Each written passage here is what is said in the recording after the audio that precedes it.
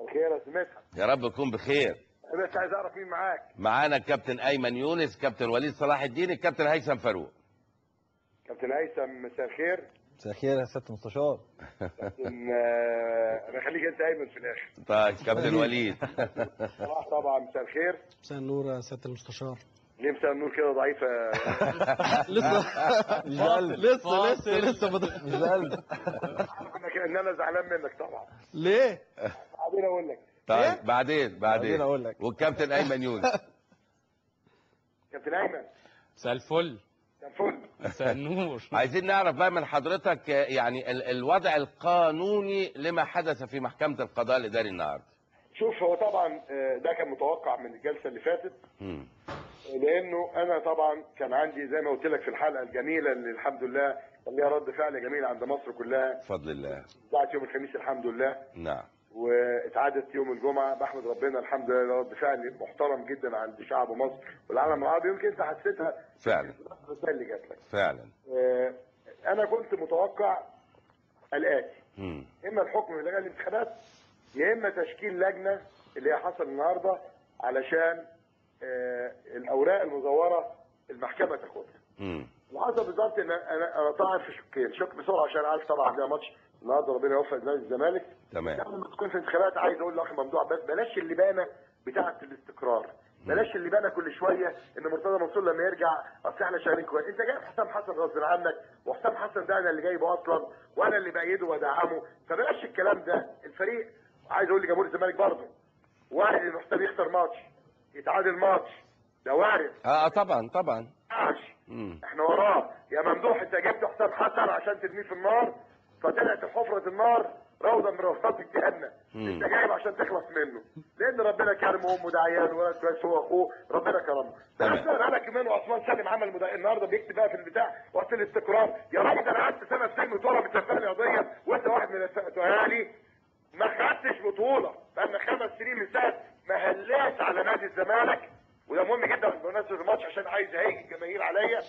5 سنين من ساعه ما هليت 21/12/2005 الزمالك يصارع الهبوط كل سنه ولولا ربنا سبحانه وتعالى والجماهير واللعيبه الغلابه خامس سادس. بلاش اللعبه دي عشان كده حفظتها. نرجع بقى فيما عدا بطولة كأس مصر أكيد 2008 اللي هي انبي. تمام. ومين بقى اللي جاب لي جولان برضه؟ عمرو زكي واسامه حسن اللي مرتضى جايبهم. لا جوجو ولا مجوجو ولا العيال اللي هربت ولا الكلام ده. المهم نخش على المحكمة. دلوقتي انا ازعم ان الانتخابات كانت مزوره. وقدمت ليساند هذا الزعم صور فوتوغرافيه وصور فيديو بتاكد ان الانتخابات مزوره. كسر الصناديق والضرب اللي حصل للناس والورق اللي اتحط والورق اللي اتشال واللي هو محسن حمدي دخل الناس بتوع كسروا كل ده انا مسدته بالصوت والصوره. تمام. ده التسجيل هو ايه الموضوع. 2 انت المفروض زي ما قلت يا استاذ مدحت عندك في الانتخابات 10,000 واحد سجلوا اسمائهم.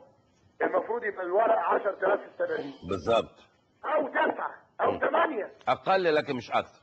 لان انا ممكن اكون خدت استمارتي ومشيت زهقت مشيت. بالظبط. اما لما يكون 10 ولا 24 في الصندوق يبقى انت سيادتك دورت. ده الموضوع.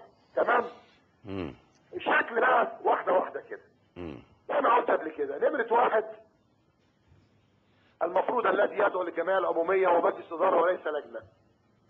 عندما تكون هناك لجنه مؤقته ليست من صلاحياتها ان تدعو الجمعيه العموميه. فالذي دعا للجمعيه العموميه اللجنه التي كان يرأسها السيد الاستاذ المحترم محمد عامر. ادي 1. 2 المفروض هم بعتوا جواب لحسن صقر قالوا له يا مهندس حسن الجمعيه العموميه دي نعمل فيها ايه؟ يعني انتخابات بس؟ قال لهم انتخابات وميزانيه وحساب ختامي. عملوا انتخابات بس يبقى اذا الجمعيه العموميه باطله. نمره 3 القانون بيقول لازم رئيس النادي او رئيس الجمعيه او من يحل محله يوقع على محضر الجمعيه والا زي القاضي بالظبط يطلع حكم من غير ما يوقع عليه من حكمه منعدم. تمام. الدكتور محمد عامر مشكورا طلع عند حضرتك قال لك انا ما وقعتش ودي ليها مردود دلوقتي المحكمه قالت لما طلبت سؤال الدكتور محمد عامر. حضرتك دلوقتي طلعت قرار للدكتور محمد عامر وقلت له بلزمك يا دكتور محمد انك انت تعمل الجمعيه في شهر 7 يا 8 يا 9 طبقا للقانون.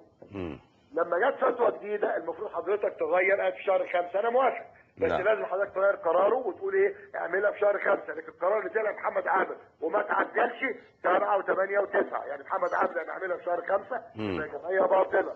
بنتكلم على الاجراءات الشكليه. طب معلش يا سياده المستشار، عندي سؤال. حضرتك الكلام ده انت شرحته، هل الزمالك ما هي المستندات الجديده اللي قدمها؟ بص حضرتك بقى، المحكمه يا استاذ مدحت، محكمه القضاء الاداري ليها نظام.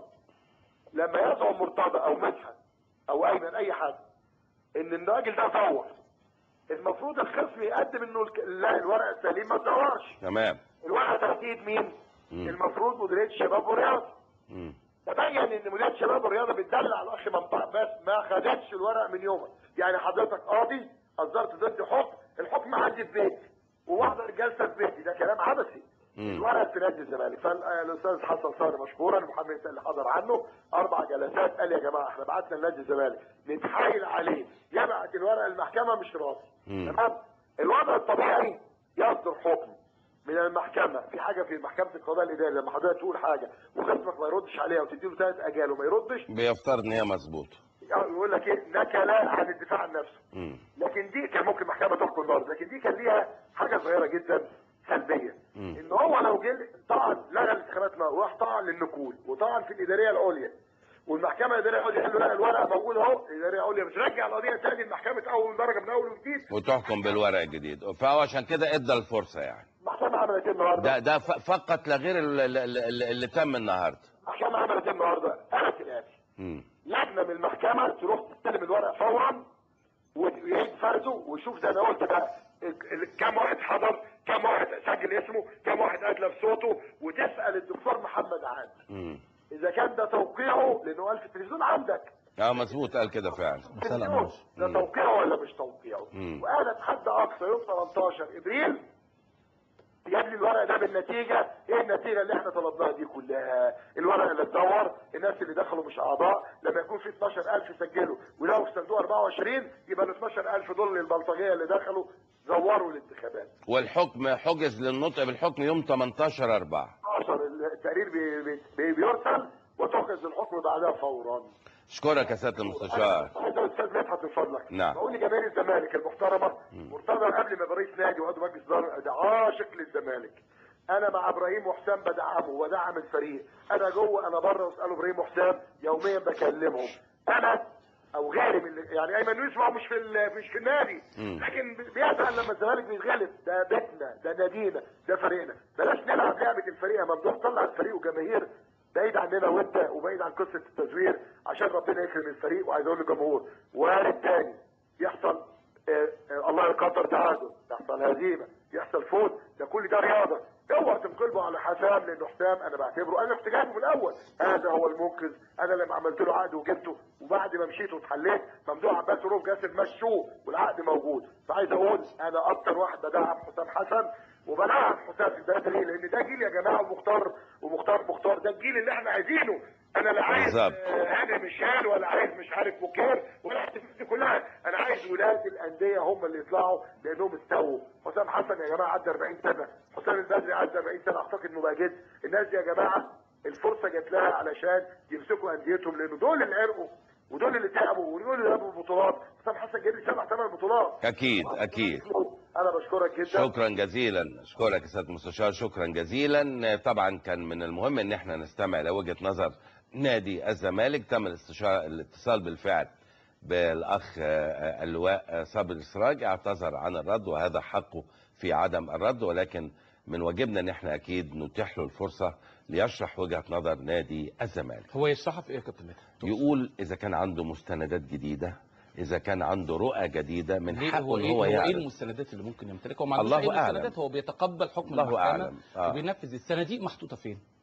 الصناديق محفوظه، المفروض بتتباعش وما بتتباعش في المجلس القومي. يعني الصناديق بتبقى موجوده في المجلس القومي للرياضه كجهه محايده او كجهه هي رسميه لانها تستقبل الصناديق. طبعا. فاذا عمليه الفرز للصناديق بتبقى من خلال المجلس القومي للرياضه. طبعا. نادي الزمالك الاعضاء اللي موجودين حاليين ما لهمش اي دور. ايوه. يعني هم ملتزمين لا ملتزمين. انا هو من حقه كابتن ايمن ملتزمين تماما باي قرار حتى لو طلع فيه اي حاجه وبتاع. لكن هي الموضوع ليه ابعاد اكتر من كده. يعني انت لو بتقول في تزوير، مش مهم مين جه او مين ما جاش، هل هتعاد الانتخابات ولا لا، بس كلمه تزوير في حد ذاتها قضيه كبيره. طبعا. يعني اذا ثبت الموضوع، اذا ثبت طبعا، فاذا الموضوع ليه ابعاد اكبر من مين هيجي ومين هيمشي. لا يعني الخطا ما حدش يقبله يا كابتن ايمن، لكن نتمنى ان الامور تسير في اتجاه يضمن عداله الجميع.